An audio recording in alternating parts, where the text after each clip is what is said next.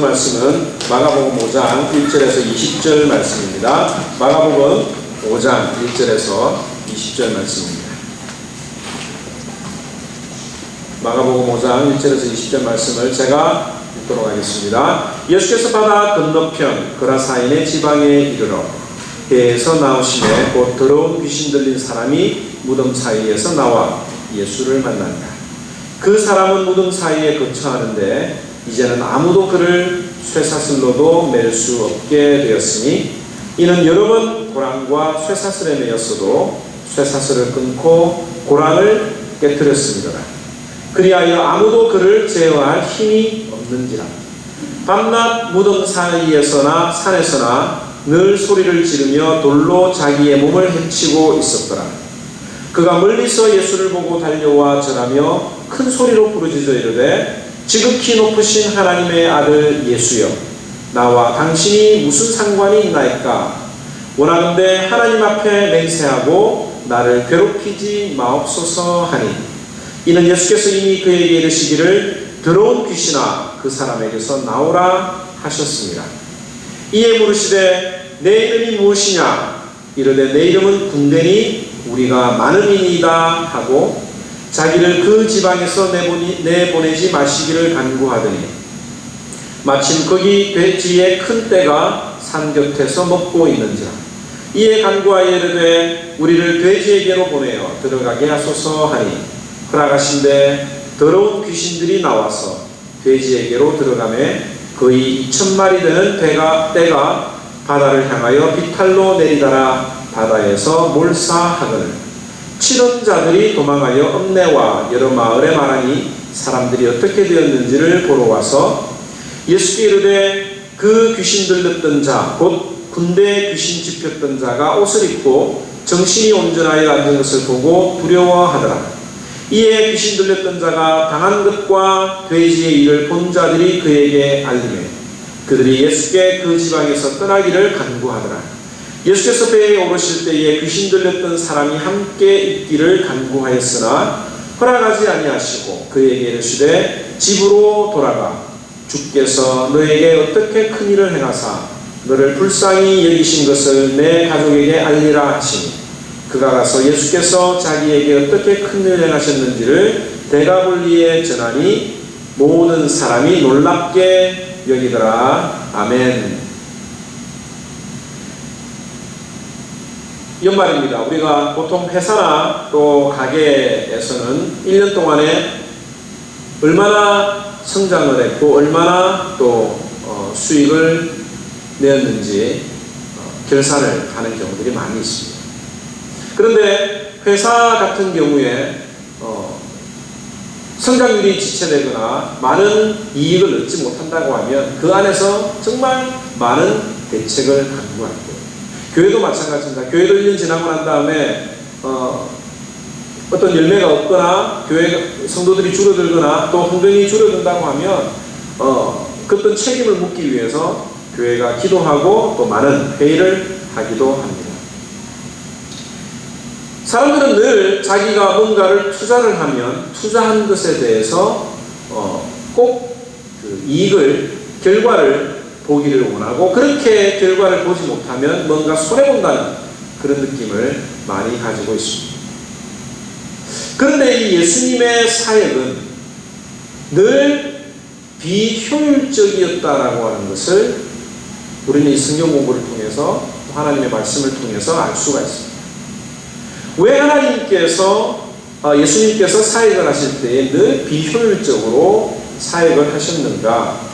오늘 이 보여주는 사건이 정말 예수님의 어떤 그런 사역에 있어서 왜 효과적으로 할 수 있는데 예수님은 이렇게밖에 할 수 없었는가 라고 하는 그런 내용으로 우리가 생각을 한번 해볼 수가 있습니다.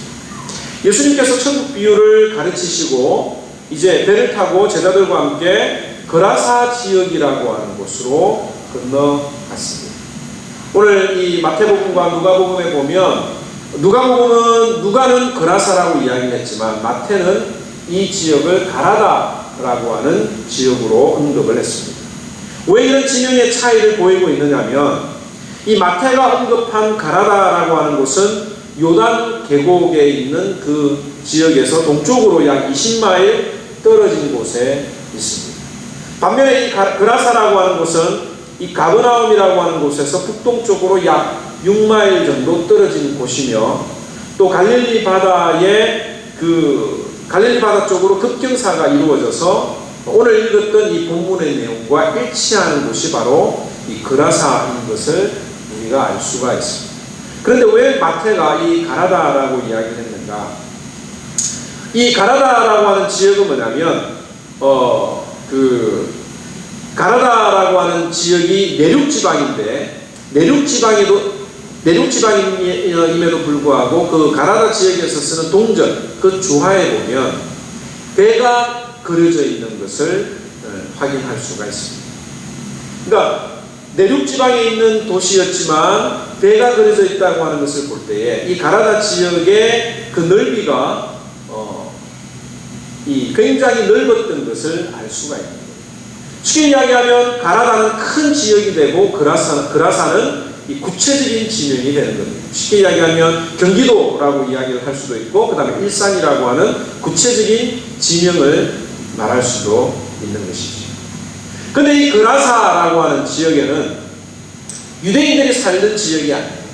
이 그라사는 이방인들이 살고 있던 지역입니다. 본문 20절에 보면 이 그라사가 데가볼리라고 하는 지역에 속해 있다라고 하는 것을 볼 수가 있습니다.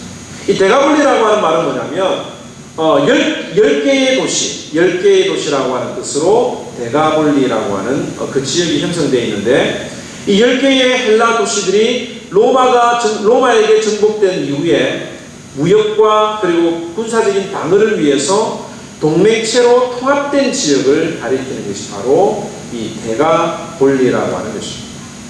이 데가볼리라고 하는 도시들은, 10개의 도시들은 유대인들과 같은 토착민들을 견제하는 그런 중요한 역할을 했던 곳이 바로 이 그라사라고 하는 곳입니다.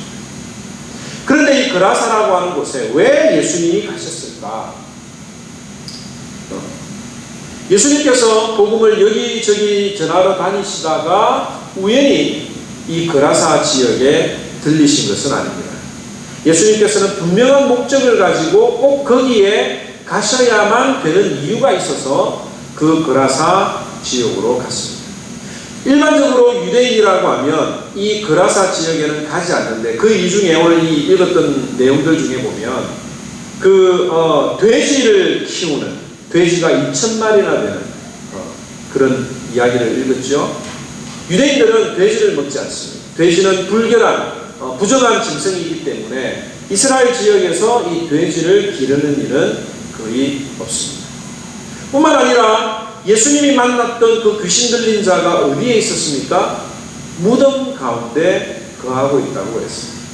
이 무덤 가운데 거하고 있다고 하는 것도 역시 부정한 것으로, 이스라엘 백성들은 자기 가족의 장례가 일어나지 않는 한 무덤에 잘 가지 않는, 그리고 시체를 만지거나 한 일이 있으면은 목욕을 하고 며칠 동안 정결의식을 치루어야 되는 그런 율법이 있었습니다.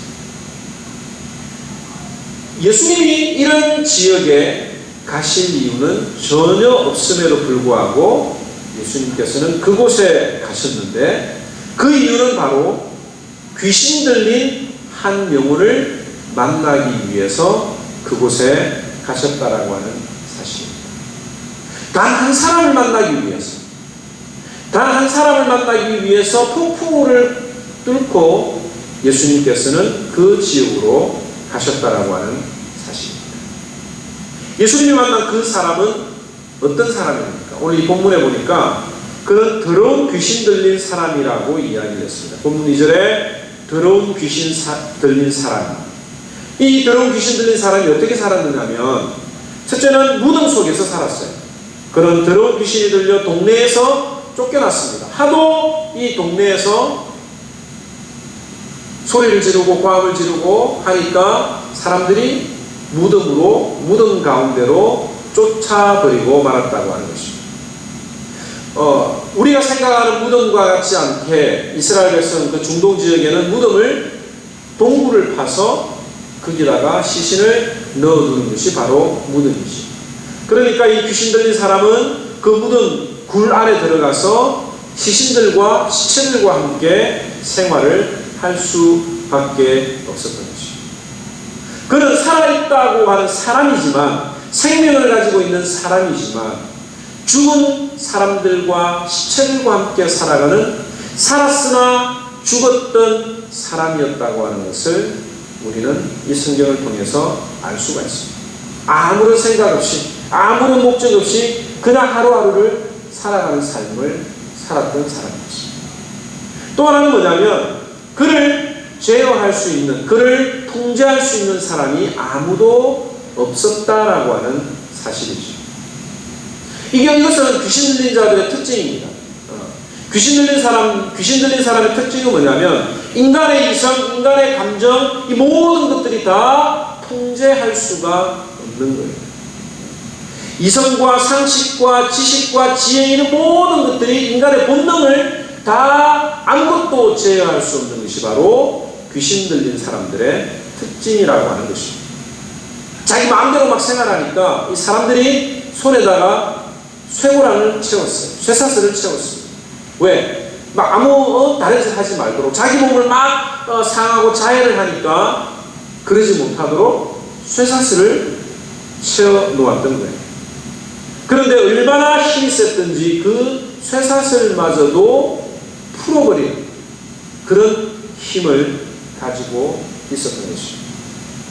그 다음에 셋째로, 그는 벌거벗은 채로 자신을 자학하는 사람이었습니다. 정상적인 사람이라면 도무지 할 수 없는 사람들이에요. 뿐만 아니라 돌로 자기 몸을 막 상하게 하는, 그리고 자기 자신을 미워하고 혐오하는 사람이었습니다. 가족뿐만 아니라 동네 사람들조차도 만나기 싫어하는 이런 사람을, 이 귀신 들린 사람을 예수님이 만나러 그라사 지역으로 가셨다라고 하는 사실입니다. 그곳에서 그라사 지역에 예수님이 배에서 내리자마자 귀신이 먼저 예수님을 찾아왔습니다. 보통 예수님께 찾아왔던 사람들은 자신이 병고침을 얻기 위해서 예수님께 찾아왔던 거예요. 그런데 이 귀신 들린 사람은 먼저 예수님에게 찾아왔다고 하는 것입니다. 아니, 그 사람을 지배하고 있던 군대 귀신이 이 사람을 예수님께로 끌고 왔습니다. 왜 예수님께 끌고 왔느냐면, 왜 예수님께로 이 귀신 들린 자가 왔느냐면, 예수님이 오신 것에 대해서 항의하기 위해서 온 거예요. 본문 7절에 보면 큰 소리로 부르짖었다라고 이야기를 하고 있습니다. 여기 큰 소리로 부르짖었다라고 하는 이 헬라어 단어는 고함을 치다, 그 다음에 복수하기 위해서 외치다 라고 하는 뜻이 있습니다.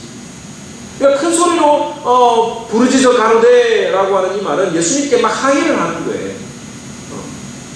왜 어떤 항의를 했느냐면, 이 사람 안에 있는 귀신은 예수님이 누구인지를 알아보았을 뿐만 아니라 예수님이 여기에 와서는 안 된다라고 항의를 하고 있는 것을 본문을 통해서 볼 수 있습니다. 지극히 높으신 하나님의 아들 예수여, 나와 당신과 무슨 상관이 있나이까? 원컨대 하나님 앞에 맹세하고 나를 괴롭게 마옵소서라고 요청을 했습니다. 제발 하나님 앞에 맹세하기를 나를 좀 괴롭게 하지 말라라고 요청을 합니다.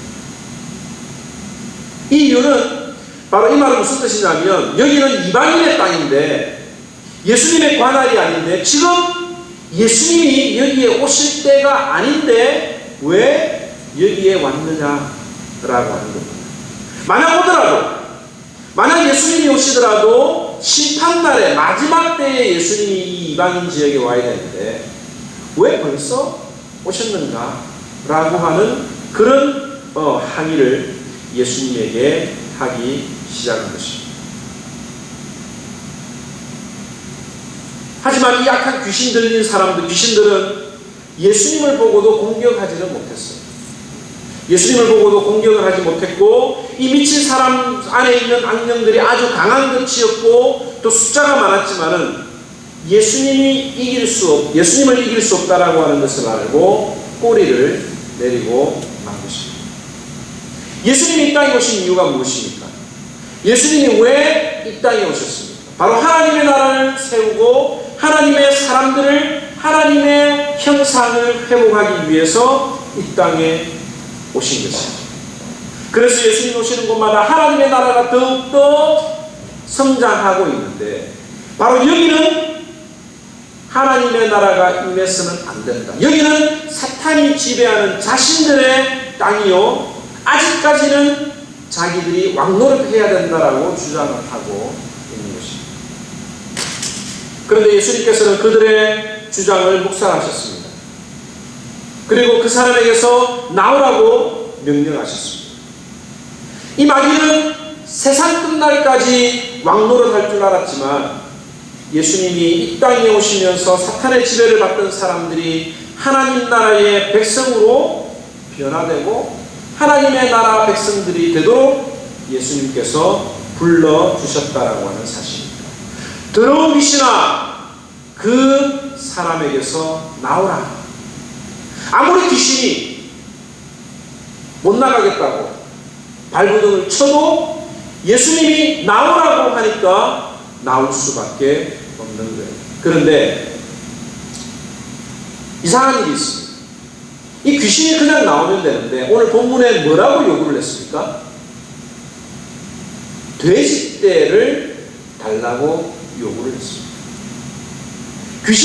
귀신들이 그 옆에서 산에서 먹이를 먹고 있는 그 2,000마리나 되는 돼지떼를 달라고 요청을 했습니다. 내가 그 돼지떼에 들어가게 해달라고 이 귀신들이 요청을 했던 것이죠. 그리고 예수님은 허락을 하시자 귀신들이 그 돼지떼에 들어가서 그 돼지들이 갑자기 발광을 하면서 바닷가로 다 뛰어들어가 몰사하고 말았다고 하는 이상한 내용이 있습니다.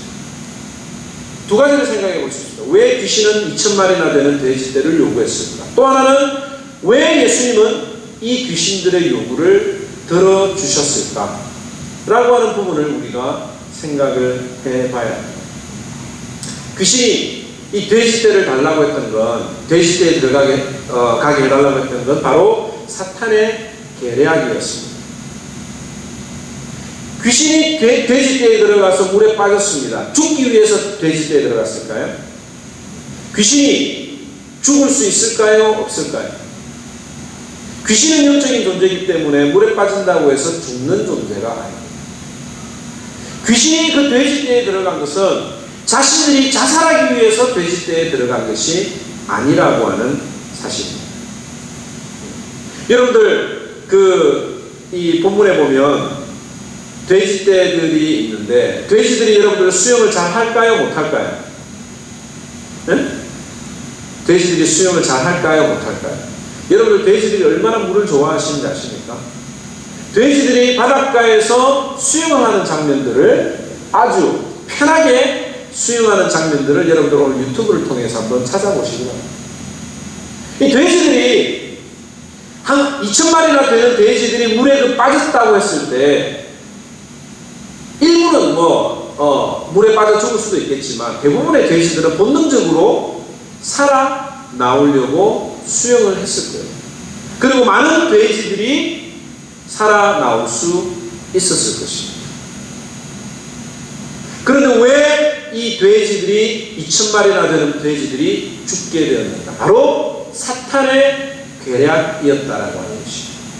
이 사탄은 다른 이유가 있는 것이 아닙니다. 돼지 2,000마리를 죽이기 위해서 그 돼지의 몸속에 들어간 것입니다. 그 돼지의 몸속에 들어가서 어떤 일을 했느냐면 귀신 들린 사람이 귀신이 들렸을 때 귀신이 사람을 제어합니다. 사람의 생각과 사람의 마음과 사람의 몸도 행동도 다 제어를 하는 것처럼 이 귀신이 돼지를 통제하는 거예요. 그래서 돼지가 빠져나오려고 할 때에 그 돼지의 본능을 이 사탄이 통제를 해서 다 죽여버리는 것이 바로 이 사탄이 행했던 일. 살아나오려고 하는 돼지의 본성을 이 사탄이, 귀신이 다 제어를 했기 때문에 그런 것입니다. 이 돼지들이 얼마나 불쌍합니까? 아무 죄 없는 돼지들이 그 예수님 근처에 있다가 날벼락을 맞았습니다. 귀신 들렸던 자와도 전혀 상관이 없는 돼지였습니다. 또 한두 마리는 모르겠지만 2,000마리나 되는 돼지의 죽음은 엄청난 재산적인 손해를 끼치게 되는 것입니다. 이 돼지를 치던 사람들이 이 광경을 보고 놀라서 마을과 주인에게로 들어가서 이 소식을 전했습니다. 그리고 이 소식을 들었던 마을 사람들이 예수님이 계신 곳으로 찾아왔습니다. 그리고 평상시에 귀신 들려서 온갖 이상한 짓을 하던 그 사람이 온전히 정신을 차리고 옷을 갈아입고 있는 것을 사람들이 보게 되었습니다. 사람들은 이 귀신 들렸던 사람이 깨끗하게 낫게 된 것을 보고 기뻐하지 않았습니다. 오히려 이 일을 보고 두려워했다고 하는 것을 성경을 통해서 알 수 있습니다. 한 사람의 영혼이 귀신 들렸던 사람이 깨끗하게 구원을 받았던 모습을 보고 기뻐한 것이 아니라 돼지 2,000마리를 잃은 그 두려움이 그들에게 더 크게 임했다라고 하는 것이죠. 바로 이것이 사탄이 가지고 있었던 계략입니다. 예수님이 분명히 그라사 지역에 와서 복음을, 하나님의 나라를 증거하실 텐데 그것을 방해하기 위해서 돼지 2,000마리를 죽이려고 사탄이 작정을 했다라고 하는 사실입니다. 이 돼지 2,000마리가 죽으니까 어떻게 돼요? 사람들이 놀랬죠. 이 예수님이, 이 사람이 우리 동네에 들어오면 우리는 모든 재산을 다 잃게 될 것이다 라고 하는 두려움에 빠졌습니다.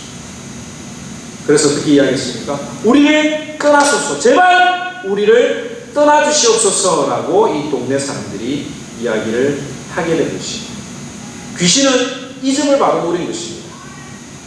예수님이 그라사 지역에서 복음을 전하지 못할 방법을 찾았는데 그것이 바로 돼지 2,000마리였다라고 하는 사실이죠. 오늘날에도 예수 믿기를 싫어하는 사람들 중에 하나가 이런 이유들이 있습니다. 예수님 때문에 치루어야 되는 그 대가가 너무 크기 때문에, 너무 두렵기 때문에 예수 믿지 못하는 사람들이 많이 있습니다. 예수를 지금 믿게 되면 내가 즐기고 있던 모든 죄의 습관들이나 모든 수익이나 나의 모든 물질까지도 다 포기해야 되는 것이 두려워서 예수님을 믿지 못하는 사람들이 있다고 하는 사실입니다. 어떻게 보면 이 사탄의 작전이 성공을 했을는지 모릅니다. 그런데 예수님은 왜 예수님은 그 돼지에게 2,000마리나 되는 귀신에게 2,000마리나 되는 돼지들을 주셨을까? 허락을 하셨을까라고 하는 문제입니다. 예수님은 그 돼지떼를 허락하지 않고서도 그 귀신 들린 자를 구원할 수 없었을까요? 또 예수님께서는 이 돼지떼를 주었을 때에 돼지떼들이 다 죽었을 때에 앞으로 어떤 일이 일어날 것인지에 대해서 알지 못했을까요? 그러면 아심에도 불구하고 예수님께서는 이 귀신들에게 돼지들을 주셨다라고 하는 사실입니다. 왜냐하면 온 세상을 다 주어서라도 한 영혼을 구원하는 것이 가장 귀한 일인 것을 예수님께서는 아시고 몸소 실천하셨기 때문입니다. 사람이 악의 세력에서 놓이기 위해서는 반드시 대가가 필요합니다. 예수님은 이 대가를 사탄에게 지불하신 것이 아니라 하나님에게 지불을 했는데 사실 거기에 있던 그 돼지들은 예수님의 소유가 아님에도 불구하고 허락하신 것은 이 세상에 있는 모든 것들이 영혼 구원이라고 하는 가장 긴급한 일을 위해서 사용되어도 된다고 하는 것을 보여주신 것이라고 볼 수가 있습니다. 여러분들 가다가 죽어가는 사람을 보게 됐어요. 그런데 그 피를 철철 흘리며 죽어가는 사람이 있는데 그 사람을 살리기 위해서 정상적인 사람이라고 하면 내 차가 더러워질까? 내가 이 사람을 데려다주면 시간과 물질을 낭비한다라고 여러분들 생각을 합니까? 그런 일들은 나중에 생각을 해야 되는 일이에요. 한 사람을 살리는 것이 얼마나 긴급하면 우리가 전화기도 급하게 쓸 수 있고 빌릴 수 있고 다른 사람의 차도 다 모든 것들도 우리가 다 사용해서 그 사람을 살릴 수가 있는 것입니다. 예수님도 한 영혼을 살리기 위해서 예수님의 것은 아니었지만 그 돼지 2,000마리를 그 귀신에게 내어주고 한 영혼을 살리시기 위해서 귀신에게 돼지 떼들을 허락해 주셨다라고 하는 사실입니다. 한 사람을 구원하기 위해서 말입니다. 제자들이 밤새도록 파도와 싸우며 그라사 지역에 도착을 했습니다. 그런데 예수님께서는 이 기적을 통해서 그라사 지역의 동네에도 들어가 보지 못하고 쫓겨나게 되었습니다. 어쩌면 그라사 지역에서의 예수님의 사역은 실패였을는지도 모릅니다. 그라사 성문에 들어가지도 못했을 뿐만 아니라 단 한 사람만 구원을 시켰기 때문입니다.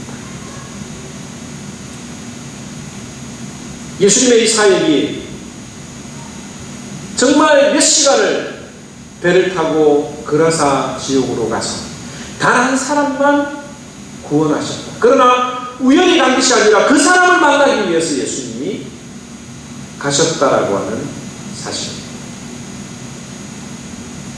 이 고침을 받은 사람이 예수님에게 자기도 데려가 달라고 부탁을 했습니다. 예수님과 함께 동행하게 해달라고 예수님에게 요청을 했습니다. 그때 예수님이 뭐라고 말씀을 하셨습니까? 19절에 집으로 돌아가 주께서 내게 어떻게 큰 일을 행하사 너를 불쌍히 여기신 것을 내 친족에게 고하라 하신대 라고 이야기를 했습니다. 예수님은 자신을 쫓아낸 그라사 지역을 포기하지 않으셨습니다. 단 한 사람 구원을 시켰지만 그 사람 보고 그 지역에 남아서 이 일이 어떻게 되었는지를 그대로 알리라고 하셨습니다. 그래서 20절에 보면 그가 가서 예수께서 자기에게 어떻게 큰 일을 행하신 것을 데가볼리에 전파하니 모든 사람이 기이 여기더라 또 하는 말씀이 있는 것입니다. 이렇게 해서 이 그라사 지방과 데가볼리 지역 10개의 도시들은 이 사람을 통해서 예수님을 알게 되었습니다. 이 사람은 데가볼리 지역의 최초의 이방 선교사가 된 것입니다. 이 점에서 그라사는 예수님이 이방인들을 향해서 복음을 전파했던 최초의 출발점으로 간주될 수 있음과 동시에 모든 이방 지역을 대표할 수 있는 장소로 여겨지게 되는 것입니다. 오늘 이 본문을 통해서 우리가 깨달을 것들이 몇 가지가 있습니다. 첫째는 아직도 귀신 들린 자들이 있다고 하는 사실입니다. 오늘 이 본문의 내용처럼 완전하게 귀신이 그 사람의 몸에 들어가서 완전히 소유하고 모든 것들을 통제하는 그런 악한 영들도, 악한 영에 걸린 사람들도 있지만 귀신인 듯 아닌 듯 귀신에게 잡혀있는 사람들이 많이 있다고 하는 것입니다. 귀신 들린 자가 어디에 거한다고 그랬습니까? 무덤에 거한다고 이야기했습니다. 살아있지만 죽은 자들. 오늘날 왜 여러분들 좀비 영화가 인기가 있습니까? 좀비가 무슨 뜻이에요? 살아있지만 영혼이 없는, 영혼이 죽은 자들이잖아요. 그죠? TV에 보니까 좀비로부터 살아남는 법이라고 하는 책이 미국 사람에게 통해서 쓰여졌고 그 책이 한국말로 번역이 돼서 팔리는 그런 해프닝도 있습니다. 여러분 게임이 보면 그 게임 죽이는 대상들이 다 누구예요? 좀비들이잖아요. 왜 좀비와 같은 그런 영화나 그런 책들이 많이 팔리고 인기를 얻을까요? 살아있으나 죽은 자들이 많이 있습니다. 하루하루 내가 무엇을 하며 살아가야 될지 아무 생각 없이 살아가는 사람들이 많이 있습니다. 오늘 내가 하루 어떻게 살아야 되며 내가 앞으로 어떤 삶을 살아야 되는지에 대해서 아무런 목적도 없이 살아가는 것이 바로 귀신에게 사로잡힌 자들의 특징입니다. 뭘 해야 될지 모르고 하나님이 나에게 귀한 생명을 주시고 이 땅에 보내주셨는데 아무것도 목적이 없이 하루하루 그냥 내 기분, 내 감정을 위해서 살아가는 그 사람들이 바로 귀신에게 통제를 받는 사람이라고 하는 것입니다. 이 귀신 들린 자는 쇠사슬과 쇠고랑으로도 제어할 수 없는 사람이라고 이야기를 했습니다.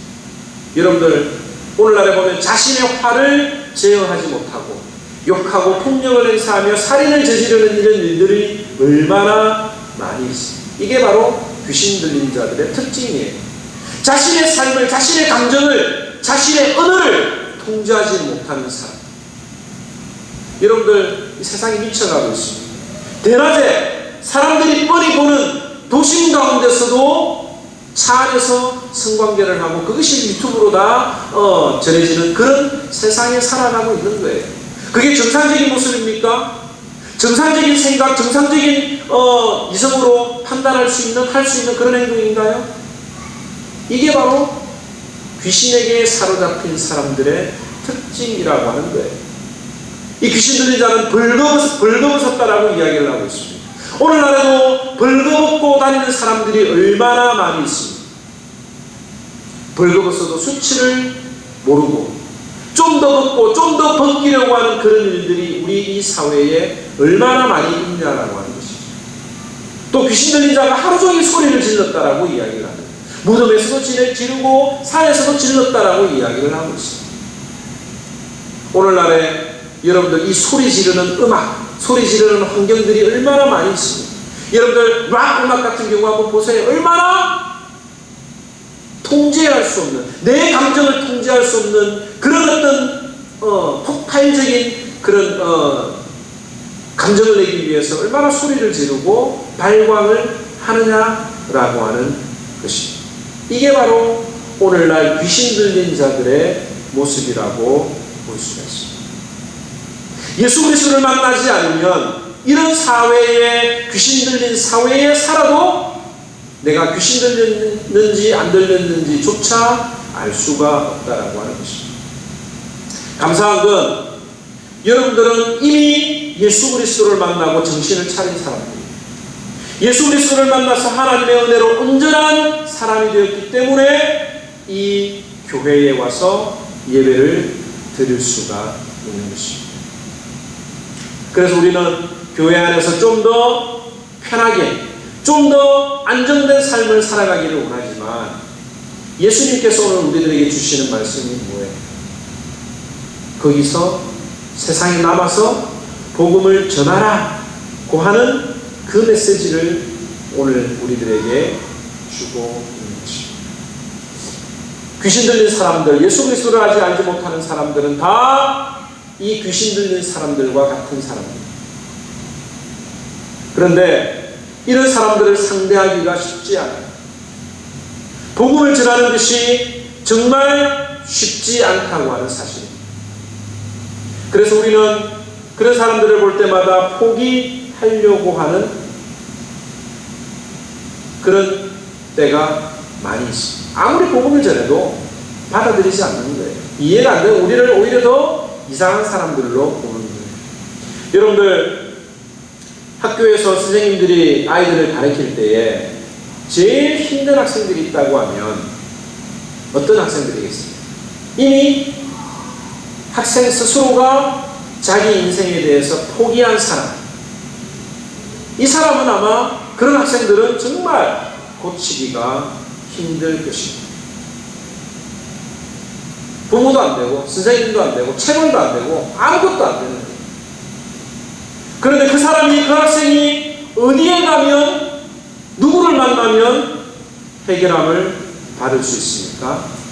예수 그리스도께 오면, 예수 그리스도를 만나면 고침을 받을 수가 있다라고 하는 사실입니다. 그 영혼을 위해서 돼지 한 마리를 포기할 수 있느냐? 고 예수님이 우리에게 물어보십니다.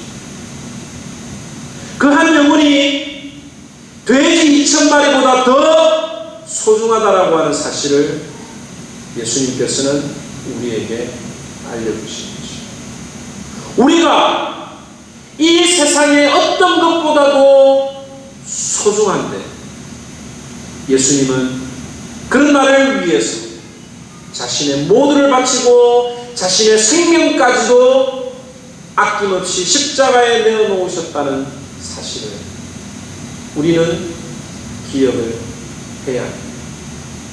한 영혼을 구하는 것이 얼마나 소중하고 얼마나 중요한 일인지 예수님께서는 손수 친히 이 사건을 통해서 보여주십니다. 사탄에게 진 것 같지만 그러나 예수님께서는 한 영혼이 천하보다 귀하다라고 하는 사실을 우리들에게 알려주고 있습니다.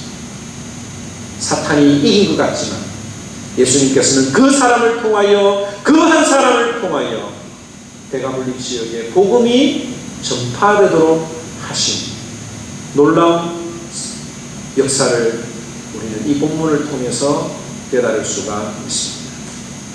우리는 이 한 영혼을 위해서 때로는 1년에 우리가 한 사람밖에 못 얻을 수도 있어요. 평생 내 인생에 한 사람밖에 구원을 못 시킬 수도 있습니다. 그러나 그것이 얼마나 소중하고 귀한 일인지를 우리가 바로 안다고 하면 지금 우리가 하고 있는 이 일들이, 지금 우리가 이 하모니 교회가 하고 있는 이 일들이 얼마나 소중한지를 우리가 깨닫고 힘있게 달려갈 수가 있는 것입니다. 반면에 내가 돼지 2,000마리나 되는 값에 그 가치를 가지고 있는 사람입니까? 사람들은 생각합니다. 한 영혼이 천하보다 귀하다라고 하는 것, 한 영혼을 구원하기 위해서 돼지 2,000마리를 폐해하는 것은 싫다고 합니다. 바로 이 그라사 지역의 사람들처럼 말입니다. 그런데 내 영혼은 천하보다 귀하다고 생각합니다. 내 영혼이 구원받기 위해서는 이 세상의 모든 것들이 다 동원되어야 된다고 생각을 하지만 다른 사람들의 영혼을 위해서라고 하면 별로 손해보는 것을 싫어하는 마음들이 우리에게 있지 않는지 우리는 이 본문을 통해서 생각을 해볼 수가 있습니다. 사랑하는 성도 여러분, 예수님이 못 고칠 사람은 아무도 없습니다. 예수님께로 오면 그 영혼은 구원을 받습니다. 우리가 한 영혼을 사랑하는 마음으로 이웃들에게 복음을 전가하고 그 사람들을 예수님께로 데리고 와야 합니다. 혹 그 영혼을 데리고 오는 일에 물질이, 시간이, 우리의 자존심이 상할 수도 있을 것입니다. 그러나 그 영혼을 사랑하신 그 예수님의 마음을 기억하면서 우리 주변에 있는 사람들을 한 영혼이라도 사랑하고 그분들을 주님께로 데려오는 우리 모든 성도들이 되기를 주님의 이름으로 축원합니다. 기도하겠습니다.